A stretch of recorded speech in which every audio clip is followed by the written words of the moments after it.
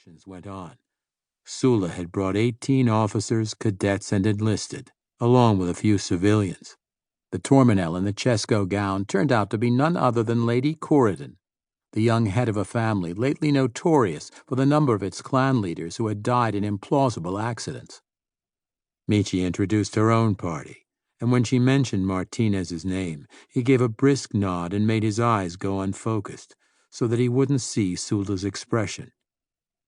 Michi led her guests to the line of open-top cars, identical boxy vehicles made by Sunray and painted in the viridian green of the fleet. Sula joined Michi in the lead car.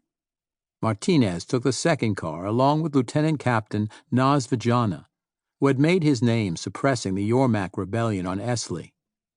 They made polite conversation as the party sped with a whir of electric motors through the busy fleet dockyard, past the warships of the Fourth Fleet moored nose in to the planet's antimatter ring, past the work crews hustling supplies and equipment through the cargo airlocks, past wary guards in the red belts and armbands of the military constabulary.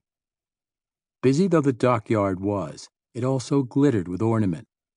Harzapid's antimatter generation ring had circled the planet for thousands of years, and during that time there was little public space that had not been embellished with a fresco, a slogan, a bas-relief, or an allegory.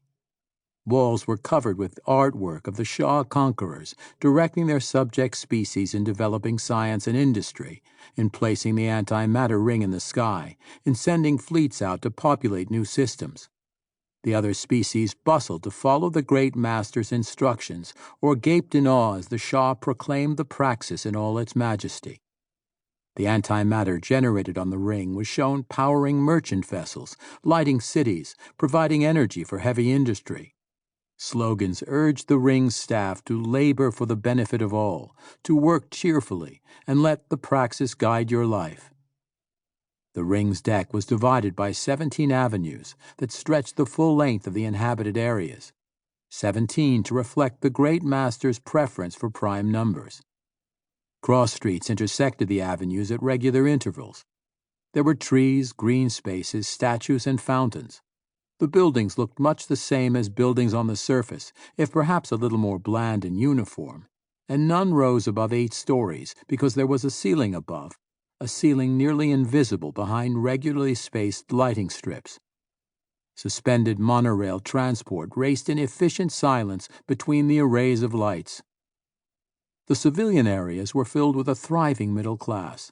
If you were rich, you lived on the planet below, and the Shaa had been wary about allowing the urban poor to inhabit such a vulnerable installation. Families of the middling sort were lured to the ring by the promise of affordable housing, good public schools, available universities, employment opportunities, and material comfort. Necessarily, the fleet dockyard was arranged differently, with docking ports and sprawling warehouses and workshops. But the areas where fleet personnel and contractors lived looked much like its civilian equivalent. The convoy left the dockyard and entered the fleet's residential section, where they stopped at an officer's hostel covered with gold-on-brown abstract designs and brass medallions embellished with reliefs of celebrated fleet commanders of the past. The car stopped, and one of Michi's aides stepped out with a list of those to be quartered here. Sula's name headed the list, and she turned to thank Michi for her hospitality, left the car with some care as if wary of an injury, and then walked straight back to the hostel entrance. Watching Sula stride to the door, Martinez remembered her walking away from him in Zansha's lower town, her heels rapping on the pavement next to the canal.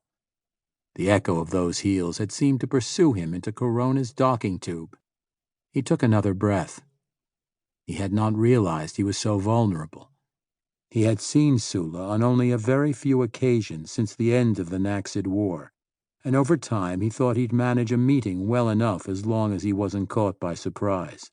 And here he wasn't surprised. Everyone on the station had known she was coming for weeks, and he still felt as if an expert street fighter had just walloped him in the solar plexus.